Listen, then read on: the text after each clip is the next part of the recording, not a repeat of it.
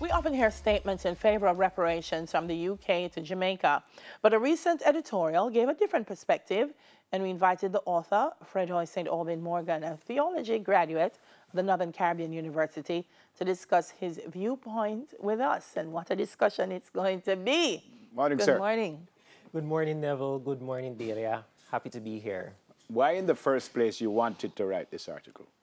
I really wanted to write this article, Neville, because I believe that if we really utilize our energies and direct them towards the wrong focus, I really think that we will not achieve our goal of nation building.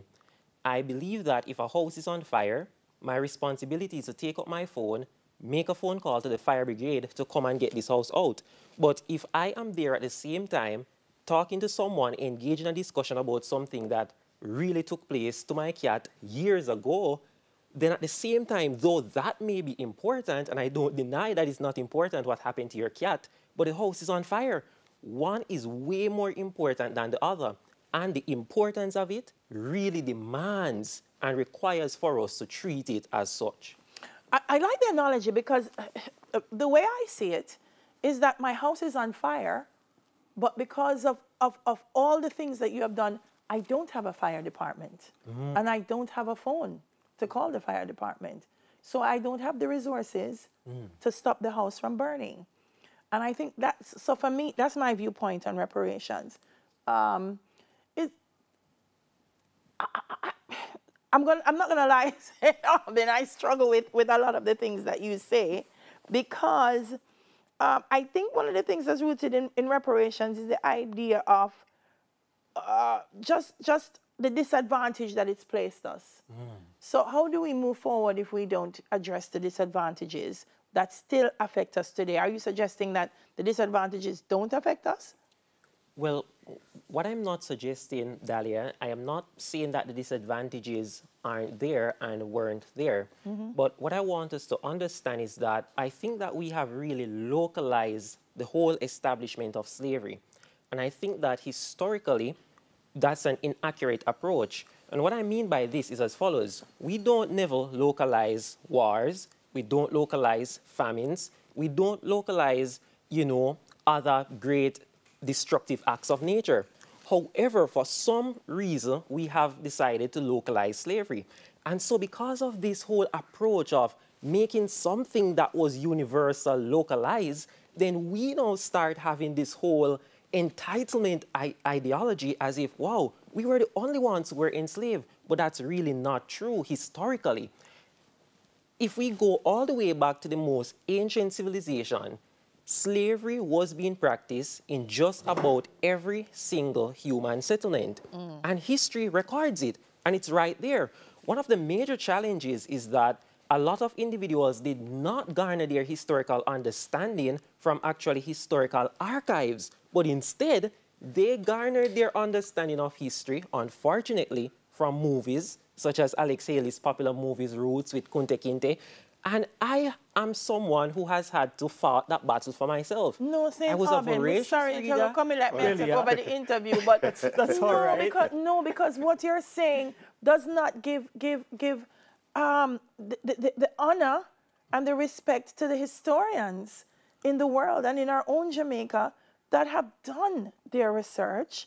And when they speak of reparations, it is data-driven. It is quantitative, it is qualitative, it is not plugged out of the air. It's almost like you're saying, well, all the men in the community are beat the woman, so if you get beaten, why you make a big deal out of being beaten? I'm making a big deal out of being beaten because I'm being beaten.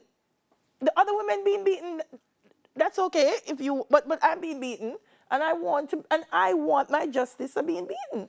So saying slavery existed before us is great.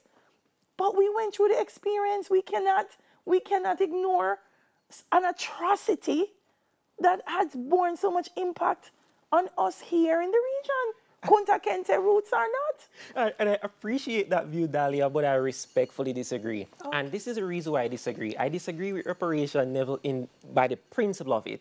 I think it's a bizarre idea for me to drag Dahlia in a court of law and, constrain Dahlia by law to pay money for something that Dahlia's great-great-great-grandfather did years ago, something that Dahlia had nothing to do with, was not a part of, was not even born when it was being done. But I'm benefiting from it. Or maybe even support. No, I never get to talk. I want to read something that you said. And I hope I hope they got it right. And this is what you said. Reparation is built on the premise that all blame rests with the colonizers. But it is important to highlight the role that other blacks played in the transatlantic slave trade that saw millions taken from Africa to work on the sugar plantations in the Caribbean. Africans played a direct role in the slave trade, kidnapping adults, stealing children for the purpose of selling them. Absolutely, Neville. And where did that come from? That comes again, Neville, from I have had to battle the issue for myself. I was a voracious reader.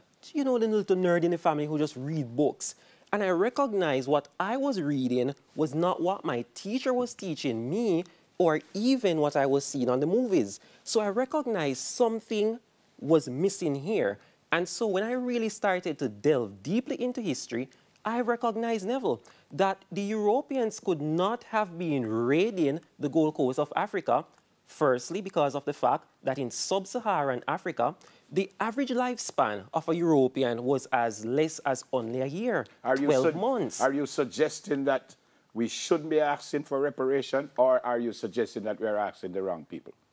Not that we're asking the wrong people, Neville, but that one in principle, it is not right for me to try and claim benefits for sufferings I did not go through. And so we should not be asking for reparations? We should not be asking for reparations. From anyone at all? Not from anyone at all. But I believe, Neville, I think that what you're we cannot right every wrong that took place in the past.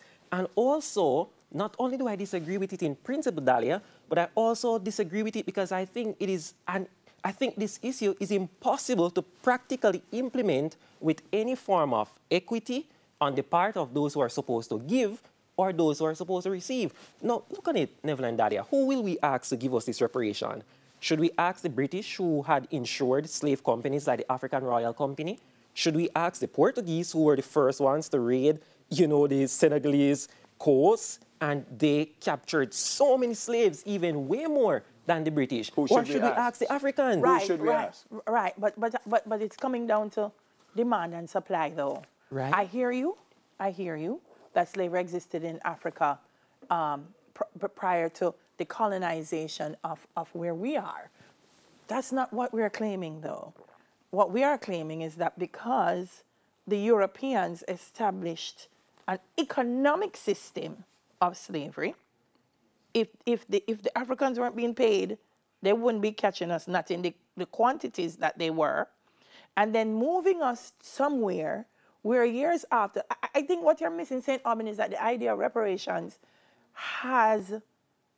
it's not just theoretical, that the reparations committee, particularly here in Jamaica, have done their work, and they can tell you in terms of the plantation system how much was earned because the sugar was reaped here and the money went out of Jamaica, who benefited, what the wealth has been over the years, and what the impact has been for us socially, culturally, economically. It's not just pick something out of the air.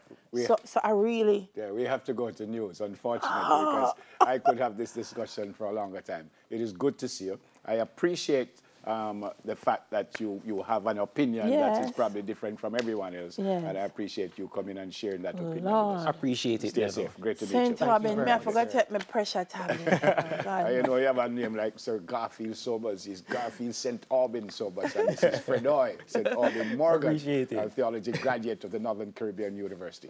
Still ahead, maternal and fetal medicine, saving women. But the second edition of News in 5 comes up in a minute. Stay with us, please. Thanks again, my friend.